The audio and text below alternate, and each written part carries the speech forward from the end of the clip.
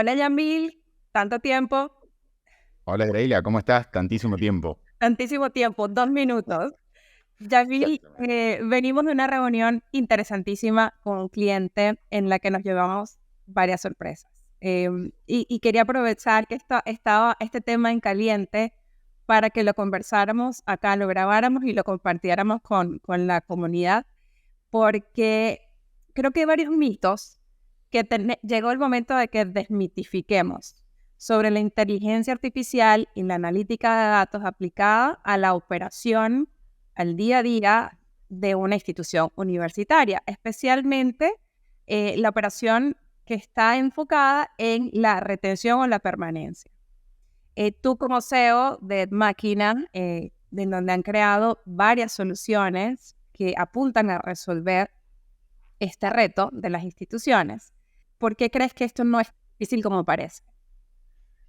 Esto no es difícil como parece, ese es el gran mito que hay que derribar. O sea, aplicar modelos de inteligencia artificial y empezar a trabajar con compañías que acompañen en este proceso, como Asset Máquina, no tiene complejidades, no tiene un alcance de consumo de recursos internos tan alto como las instituciones y en particular universidades. En muchos casos vemos, perciben. ¿Qué ha catalizado esto, digamos? ¿Qué ha promovido esto? Bueno, en parte los años en los que se vivió la pandemia han provocado una enorme digitalización también en instituciones educativas de la región y eso ha acompañado este proceso de trabajo con datos, de captura de datos y de poder aplicarlos. Entonces, el primer desafío y que tenía que ver con el mito que mencionabas, tiene que ver precisamente con esto. La captura de datos hoy ya no es compleja como fue en algún momento. ¿De dónde nosotros nos montamos para obtener datos? Nosotros extraemos variables de diferentes sistemas y esas variables se dividen en tres grandes grupos que identificamos, digamos, académicos, grupos de orden transaccional, es decir, de registro de la actividad del estudiante en cuanto a su interacción con la institución, que podría provenir de un CRM y demás, y en cuanto a su registro de pagos y de actividades. Y el tercer grupo tiene que ver con variables socioeconómicas que nos indican qué dificultades tiene este estudiante o cuánto está expuesto este estudiante a una macroeconomía más o menos estable.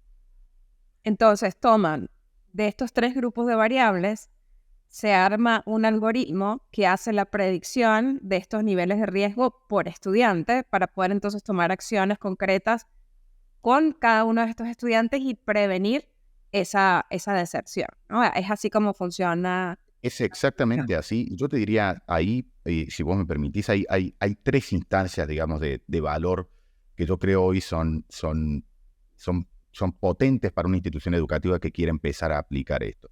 Lo primero, de lo cual discutimos anteriormente, es el acceso. El acceso hoy se ha bajado a la mínima expresión, tiene una simplicidad que incluso permite en muchos casos hacer pruebas, hacer pilotos, incluso permite que esto no sea una decisión de impacto económico a la cual uno queda atado durante mucho tiempo, ¿se entiende? Eso es algo que se ha podido derribar. La segunda parte es la parte de algoritmos, cómo alimentamos nuestros algoritmos con data. Y esto funciona exactamente como vos indicás.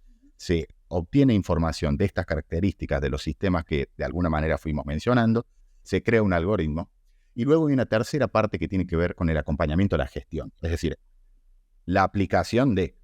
Y en ese caso, ahí hay que hacer una separación interesante entre lo que es analítica, es decir, cuál es el riesgo de nuestros estudiantes y sus causas, y cómo aplicamos esa analítica para mejorar estos indicadores que queremos mejorar, como por ejemplo, y solo mencionando un caso, el nivel de permanencia o de retención de las instituciones educativas.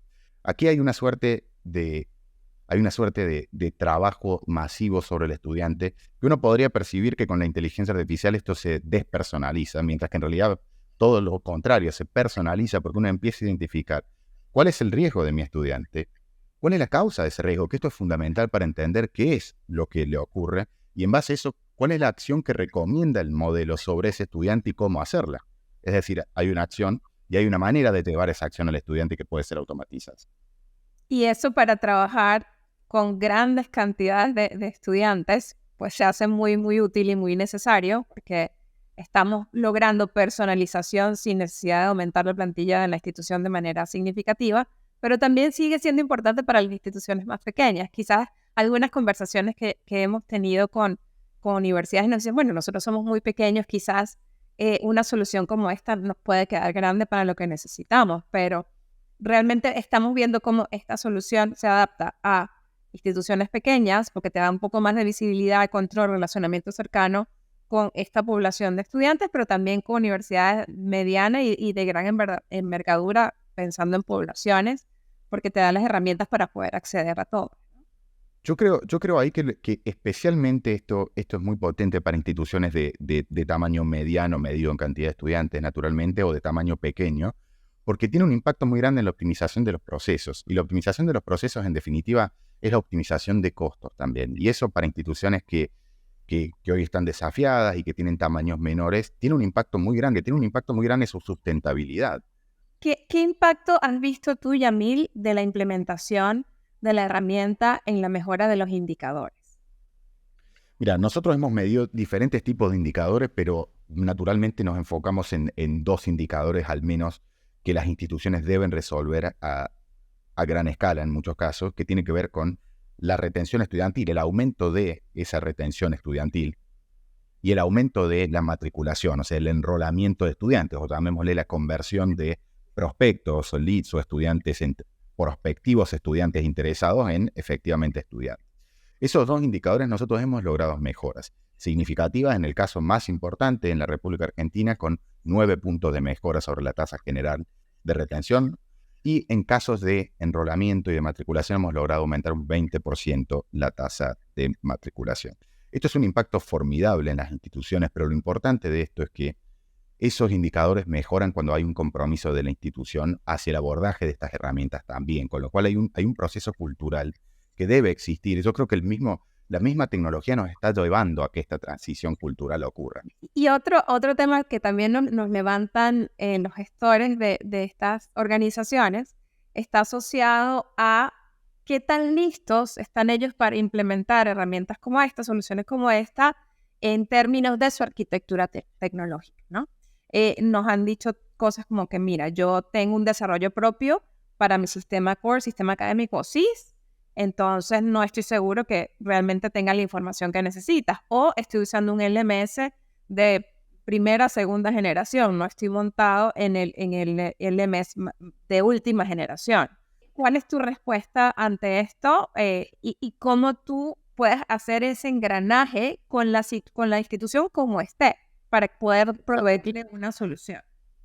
Mira, ahí primero se habla muchas veces de lo que es madurez digital, ¿no? Y yo creo que eso en muchos casos es una construcción que nadie termina de definirla concretamente qué es madurez o no madurez digital o tecnológica. No hay un grado de madurez tecnológica que haya que obtener para agregar este tipo de soluciones.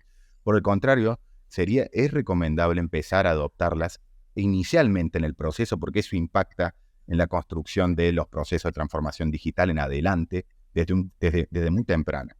No hay un estadio de madurez digital. En el caso de mi compañía, nosotros nos integramos con sistemas que muchas veces han sido sistemas realizados por las mismas instituciones o sistemas core de mayor envergadura donde ya tenemos las integraciones realizadas y eso ocurre de manera plug and play automática. Lo que sí es importante es la voluntad para hacer eso y sí empezar a retomar este primer mito que derribamos, que tiene que ver con entender que esto no es complejo de aplicar, no requiere una asignación enorme de recursos y no requiere una planificación de 6 meses. Esto hoy ya es responsabilidad de las compañías que hemos debido desarrollar tecnología para bajar esa barrera de entrada a la mínima expresión. Eso. Y también, y yo creo que un elemento, y quizás para terminar y de redondear esta idea, es que tampoco hay que esperar mucho tiempo para ver los resultados. O sea, así como sabemos que el proceso de implementación es bastante corto, hemos visto implementaciones muy, muy rápidas por la manera de conexión con la solución que ofrece máquina, pero además, no solamente es rápido la implementación, es rápido el impacto en la toma de decisiones, porque existe la disponibilidad de estas alertas y de estos tableros de manera muy, muy, muy efectiva con quick wins. Entonces, no sé cómo ves tú esta diferencia de no tener que esperar 6 meses, 1 año para poder ver resultado de una implementación, si no hemos visto cosas tan rápidas como en semanas. Esto, nosotros incluso, en nuestro caso, hemos trabajado con pilotos para instituciones que en un mes han podido ver resultados. Pero acá hay 2 tipos de resultados que son obviamente parte de la misma ecuación, ¿no? Pero si los abstraemos, tenemos el resultado sobre el indicador que queremos mejorar que se nota de manera muy rápida, porque uno empieza a actuar hacia ese resultado. Y más allá de que en algunas instituciones los procesos son más rígidos, el proceso de permanencia o de retención es un proceso mucho más largo, sobre el cual la institución empieza a trabajar. Pero el segundo set de indicadores donde se nota inmediatamente el resultado es en la optimización de la gestión. Uno empieza a poder segmentar su población de otra manera, empieza a entender cuáles son aquellos problemas que afectan al estudiante y empieza a designar acciones para ese tipo de soluciones y empieza a asignarle costos a esas acciones para ese tipo de soluciones. Muchas veces uno encuentra que se realizan acciones que no tienen impacto y que tienen un costo muy alto. Entonces, incluso a mismos niveles de retención estudiantil, el costo de esa retención puede ser menor. Y eso es un impacto que se nota casi inmediatamente, te diría. Y que muy pocas instituciones lo están midiendo. Creo que es un indicador muy interesante de incorporar, así como las instituciones miden algunas costos por estudiante, costo por lead. Yo creería que este costo de retención también sería muy valioso medir. Yamil, muchísimas gracias. Muchísimas gracias. Los felicitamos desde acá por el trabajo que están haciendo con EdMáquina y con las universidades, porque estamos viendo el impacto que se está teniendo. Así que nada, esperamos seguirlos viendo y seguir trabajando juntos por este gran objetivo. Te agradezco mucho y felices de poder hacer este camino en conjunto. Te mando un saludo grande. Igual para ti. Abrazo.